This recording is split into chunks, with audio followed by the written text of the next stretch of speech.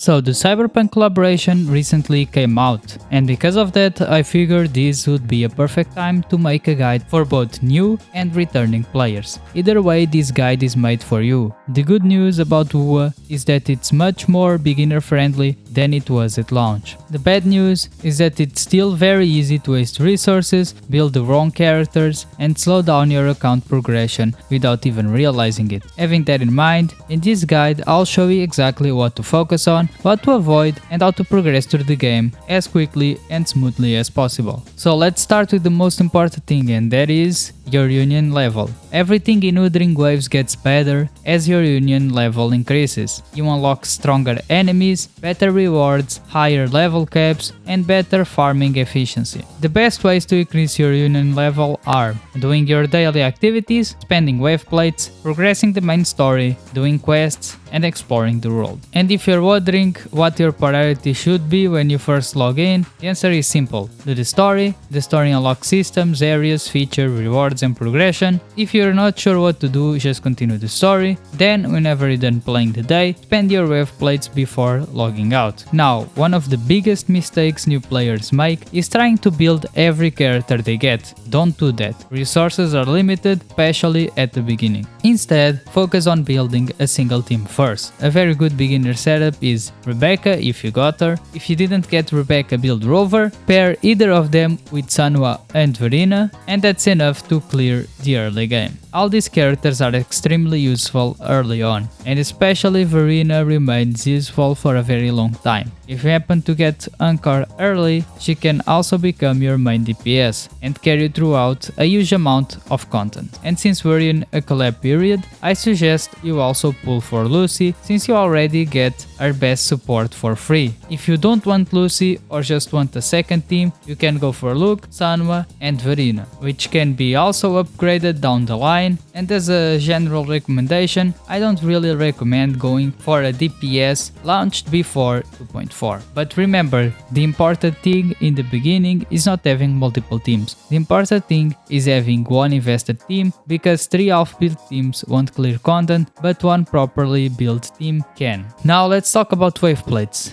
Do not let your Waveplates cap. If your Waveplates are full, you are basically losing progression. Whenever you spend them, prioritize character levels, essential materials, weapon materials, skill materials, and finally shell credits. And notice what I didn't mention: echo farming, which brings me to the next point. Don't farm Tacet fields early. This is probably one of the most common beginner mistakes. New players unlock Tacet fields and immediately start dumping all their stamina into echo farming. Don't, at least not yet. Early game echoes get replaced quickly. Instead, focus on leveling your characters, weapons, and skills first. You'll get far more powerful from those upgrades than from trying to chase perfect echoes before Union level 40, for example. Now, that doesn't mean you should completely ignore echoes. You can still farm echoes in the overworld. Don't level them up though. But there's actually a very good reason to farm them in the overworld, and that is to level your databank. The databank is one of the most important systems in Wuthering Waves. Every new echo you collect contributes toward increasing your databank level, and the higher databank level means better echo rarity, better echo drop rates, better farming efficiency. So while I don't recommend spending Waveplates on Tacet fields early, I absolutely recommend collecting echoes throughout the world. Whenever you see a new enemy type, defeat it. Whenever you find an echo you haven't registered yet, grab it. The faster you level your databank, the better your account progression will be. Don't ignore your weapons. Another common mistake is focusing only on character levels. Your weapon is a huge portion of your damage. Sometimes upgrading your weapon will increase your damage more early on than farming echoes for hours. So whenever you're upgrading the character, don't forget to upgrade their weapon as well. A strong character with a weak weapon is still going to feel weak. Now for some quick pulling advice. Don't pull because you're bored, pull for characters you actually want. It is specifically important during collaborations. The Cyberpunk collaboration uses a separate PD system. That means every asteroid you spent there is specifically being invested into that collaboration banner. So before pulling, ask yourself one question: do I actually want this character or a new copy? If the answer is yes, go for it. If the answer is no, save your asteroids for someone you will enjoy more. And whenever whenever Shorekeeper is available, she's one of the safest support investments in the game. She already fits into a huge variety of teams, so whenever you can go for her, go for her. And to add on to that, also